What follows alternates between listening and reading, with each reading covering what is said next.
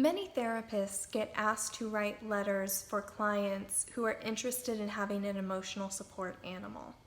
But unfortunately, therapists are not usually provided with the training that they need to be able to make the decision of whether or not this is appropriate, and then how to help provide the documentation necessary. So I'm going to briefly cover what is an emotional support animal, or often called an ESA, and what is the role of an ESA to an individual. So first of all, let's start with what it isn't. So many people often confuse or conflate ESAs with service animals and therapy dogs, but they are very, very different. Therapy dogs are dogs specifically trained to participate in therapeutic interventions. They are only used during the process of therapy. So they do not get assigned to a particular person or interact with the person in a way that helps mitigate symptoms, the way these other two categories do. Service animals are animals that are trained to help a person with a disability.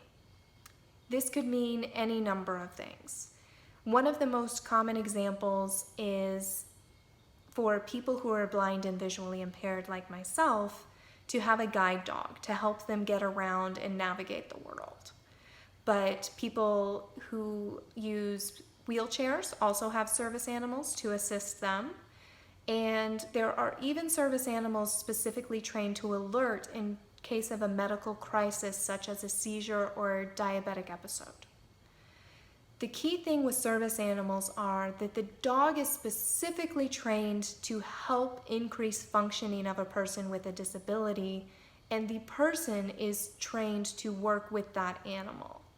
So it is a much more complicated relationship and process. The service animal becomes a tool that the person uses throughout their day-to-day life.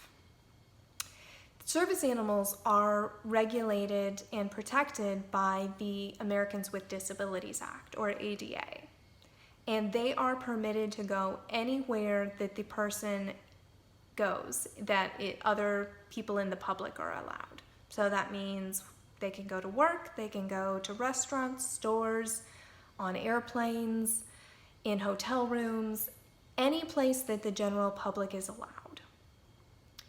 Now, to contrast that, emotional support animals, or ESAs, are not protected by the ADA and are not permitted to go in places that the general public is allowed. ESA is a designation that is specific to housing through the Fair Housing Administration and airlines through the Air Carriers Access Act. So an ESA designation would not allow somebody to take their dog to a store, restaurant, work, any of those types of places. It's specifically for air travel and for housing. Now, who qualifies for an ESA is very specific to the person's diagnosis. An ESA, unlike a service animal, is not trained. It is a pet that provides comfort and emotional support. So the qualification for a person to be designated as needing an ESA, the criteria is that the person have a disabling mental health condition that is diagnosed and treated by a professional. And the ESA is part of that treatment plan and has been determined through an extensive evaluation to mitigate one or more symptoms of that disabling mental health condition. So if all of those criteria are not met, then a person is not eligible for an ESA. I hope that clarifies some of the basics for you. And we will get more in depth in that in future courses.